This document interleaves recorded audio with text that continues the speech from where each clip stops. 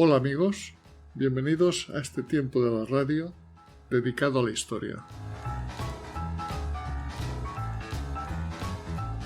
Hoy vamos a comentar un suceso naval que no fue una batalla, pero en el que la Armada Española consiguió capturar más de 50 navíos de la Royal Navy sin que prácticamente se despeinara ningún marinero español, y que ha sido la mayor pérdida histórica naval de los ingleses.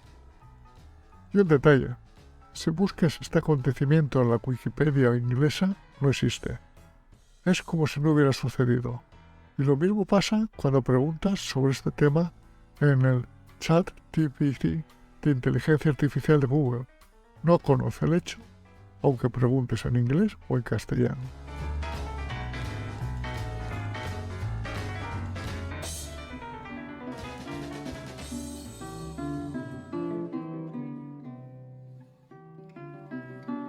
Corría el año de gracia de 1780 y reinaba en España Carlos III.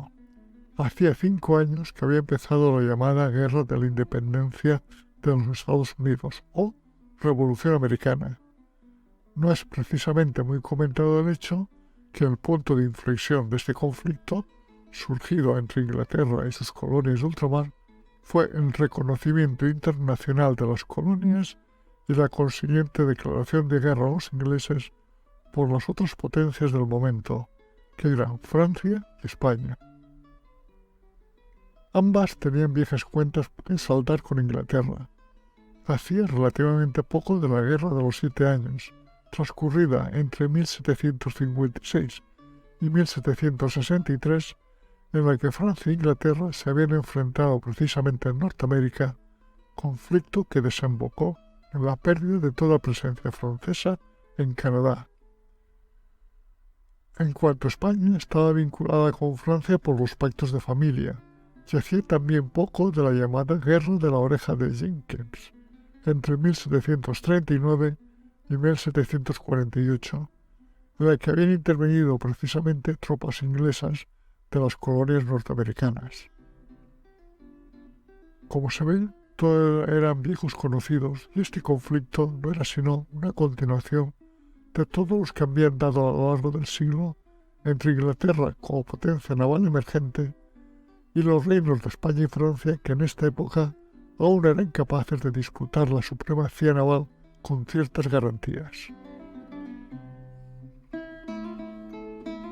De este modo que en 1778 primero Francia y posteriormente España, en virtud de nuevo de los pactos de familia bajo el reinado de Carlos III, se involucraron de lleno en el conflicto de la independencia de las 13 colonias norteamericanas, abriendo frente en todas partes.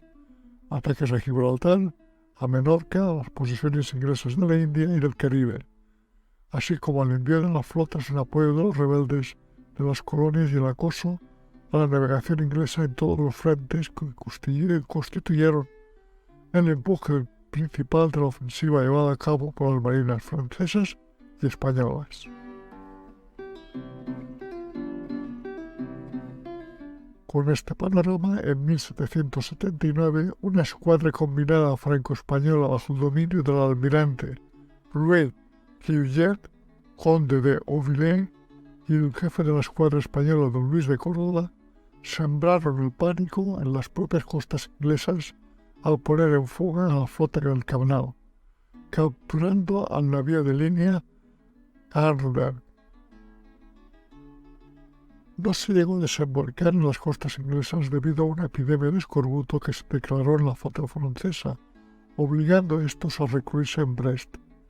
Sin embargo, la población inglesa quedó impresionada y presionaría para que su armada defendiese de forma más cerrada sus costas. Además, el comercio naval inglés colapsó y la bolsa de Londres quedó clausurada ante las previsiones de una invasión en un ambiente de pánico no vivido desde el siglo XVI, convirtiéndose en una obsesión del almirantazgo inglés el mantener protegidas las costas británicas, lo que al año siguiente traería consecuencias no deseables. En 1780, los servicios de espionaje de la corona española, destacados en el puerto del sur de Inglaterra, informaban que en Plymouth se estaba preparando un gran convoy de barcos mercantes con destino a las colonias, el cual sería escoltado durante un trayecto por la flota del Canal de la Mancha, y que dicha flota, para evitar situaciones de susto como las del año anterior, abandonaría el convoy en las proximidades de Galicia y regresaría lo más rápidamente posible al Canal de la Mancha. A partir de ese momento, el convoy solo tendría la cobertura de un navío de línea y 2 fragatas, razón por la cual debería circular lejos de las rutas comerciales habituales, para así evitar imprevistos o combates con las armadas hispano-francesas. En algún punto del itinerario, el convoy se dividiría en 2, dirigiéndose una parte hacia Norteamérica y la otra hacia las Indias, para reforzar la guerra colonial que se libraba en ambas zonas. Finalmente, los espías españoles prepararon una documentación muy detallada con la fecha aproximada de salida del convoy, el 29 de julio, y el rumbo previsto que habría de seguir. Dicho informe fue enviado a la corte española por 2 procedimientos, uno de ellos mediante una velodrometa que la llevó hasta el puerto de pasajes y siguió su camino por tierra, y otro con 4 jinetes que van cambiando sus caballerías en postas a medida que iban bordeando la costa francesa. Simultáneamente, el secretario de Estado y de Marina, que a la sazón era el conde de Floridablanca, recibió a través del capitán general de Cuba información de los agentes secretos españoles que operaban en Filadelfia, en el que le indicaban la próxima llegada desde Inglaterra de una gran escuadra británica de buques mercantes con abundante material para las tropas que combatían contra las 13 colonias rebeldes. Una vez confirmada la existencia del convoy por estas 2 fuentes independientes, Floridablanca envió un correo a Cádiz, en cuyo puerto se vio un bajel, para avisar al almirante don Luis de Córdoba de la situación que se presentaba. En aquel momento, don Luis de Córdoba vigilaba el estrecho de Gibraltar con una flota de 27 navíos de línea y media docena de fragatas, a las que había que añadir una escuadra francesa con otros 9 navíos y una fragata adicional. Con esta escuadra recorrió la costa sur de Portugal para proteger a las naves españolas que, procedentes del Ferrol o Santander, se dirigían a Cádiz, y también hacía incursiones en el Atlántico para proteger la llegada de los convoyes procedentes de América. Cuando recibió la orden de Floridablanca, se puso manos a la obra adentrándose en el Atlántico. Por la información recibida, dedujo el rumbo más probable de la flota enemiga y el posible punto de encuentro, y para verificar este golpe, de intuición basada en su experiencia como gran marino, se aproximó a dicho punto y adelantó a varias fragatas exploradoras en forma de media luna para que abarcaran una gran extensión del océano.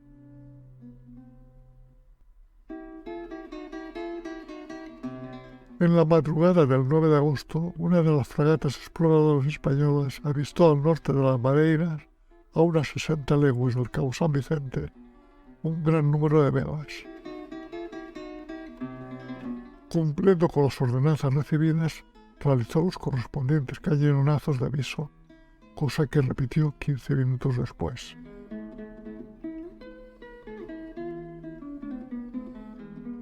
La información fue recibida con cautela, pues no se tenía la certeza de que las velas avistadas correspondían a la flota del Canal de la Mancha, en cuyo caso no convenía enfrentarse a ellas sin conocimiento de sus fuerzas y con la notable desventaja de que nuestros navíos no estaban forrados de cobre como si lo estaban ya los ingleses, o si las velas eran las propias del convoy de mercantes. Ante esta situación, don Luis de Mazarredo, segundo mando español, abogó rápidamente por el ataque, suponiendo que el convoy no navegaría tan lejos de la costa si fuese bien escoltado. Aceptada por el almirante la propuesta de Mazarredo, se procedió rápidamente a hacer los cálculos de distancia, direcciones del viento y las derrotas de ambas flotas, así como de la velocidad de las mismas, y se acordó efectuar, una mirada inmediata a la escuadra para que el encuentro con el convoy tuviera lugar al amanecer.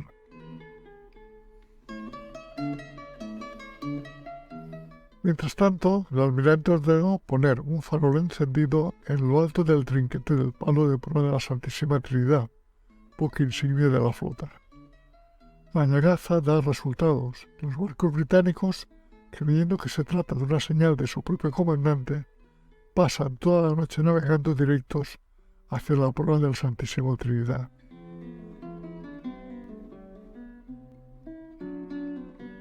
A eso de las 4:30 de la madrugada, cuando empieza a amanecer, los ingleses se dan cuenta de que los barcos que tienen enfrente son españoles.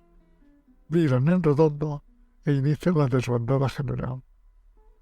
El comandante inglés de la escolta, John Mantry, al comprobar la superioridad del enemigo, se dio a la fuga con los 3 barcos que componían la misma, el navío de línea de 74 cañones, Reminis, y 2 fragatas de 36 cañones, la Titus y la Suffertam. Ante esta situación, Córdoba, desde la Santísima Trinidad, da la orden de caza general, lo que quiere decir abrir fuego a discreción contra todo navío que nos entregue o pretendiera huir, iniciándose una persecución en la que los buques españoles y franceses iban seleccionando y capturando presas según su propio criterio. Aunque al principio existía el riesgo real de que muchas naves pudieran huir, la eficaz actuación de las dotaciones de nuestra flota consiguió rendir en poco tiempo a la inmensa mayoría de los buques británicos.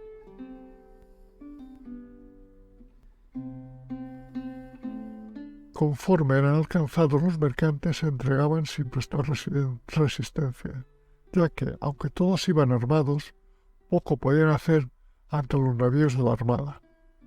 La caza se prolongó hasta la noche siguiente, capturándose ese día 52 buques ingleses de los 55 que componían el convoy.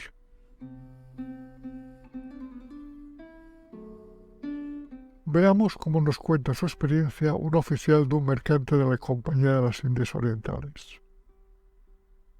Recibimos 14 disparos desde uno de los buques de 74 cañones, que mataron a 2 hombres e hirieron a 6. Uno de nuestros cañones disparó y se estremeció el velamen cuando fuimos golpeados por el 74 español. A todos, excepto las mujeres y sus maridos, los capitanes primeros y segundos oficiales y otros excaballeros, se les ordenó subir al navío español. Pero una vez a bordo tuvimos la opción de regresar a nuestro buque, lo cual hicimos todos, y fuimos tratados con gran civilidad, humanidad y generosidad a bordo. La gran amabilidad de los españoles hizo que apenas lamentáramos nuestra situación, ya que hacían todo lo posible por aliviar nuestra desgracia, y nunca nos sentimos como prisioneros.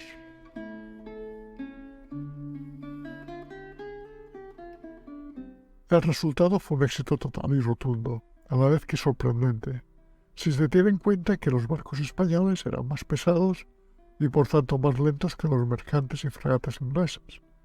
Pero el éxito fue consecuencia principalmente del mejor conocimiento de nuestros marinos que tenían de la dirección de los vientos imperantes en esas aguas. A la mañana siguiente, don Vicente Doz dirige con éxito la escolta hasta el puerto de Cádiz. La magnitud de la captura realizada es tan impresionante que la flota apresada ha de anclarse en la bahía, porque las instalaciones portuarias resultan insuficientes para albergarla. Los 52 barcos apresados sumaban 294 cañones. Se hicieron un total de 3.000 prisioneros, de ellos 30 pasajeros civiles y 1.400 oficiales y soldados. También pasan a poder español una inmensa fortuna de 1 millón de libras de oro, 80.000 mosquetes, 3.000 barriles de pólvora, uniformes, tiendas de campaña y una enorme cantidad de provisiones en cantidad suficiente para equiparar a 12 regimientos. 5 de los barcos capturados fueron puestos al servicio de la Real Armada. El Hillsborough, de 30 cañones, fue rebautizado como Santa Malvina, de 34 cañones. El Mastiguard, de 28 cañones, como el Santa Viviana, de 34 cañones, el Royal George, de 24 cañones, como el Real Jorge, de 40 cañones, el Godfrey, de 28 cañones, como el Santa Paula, de 34 cañones, y el Gaten, de 28 cañones, como el Colón, de 30 cañones. Los restos de los barcos capturados fueron puestos en venta entre particulares. Esta victoria española provocó una crisis financiera entre los aseguradores de la Marina de toda Europa. La compañía de seguro Lloyd perdió el 60% de su valor en bolsa al tener que afrontar pólizas con un valor superior a la mitad de sus activos. Las pérdidas supusieron para el Reino Unido el mayor desastre logístico de su historia naval, provocando una de las mayores crisis de Inglaterra, un gran agujero en las finanzas británicas que imposibilitaba mantener las lejanas guerras, acercando el fin del conflicto y de la independencia de las 13 colonias, al no recibir los tan ansiados refuerzos.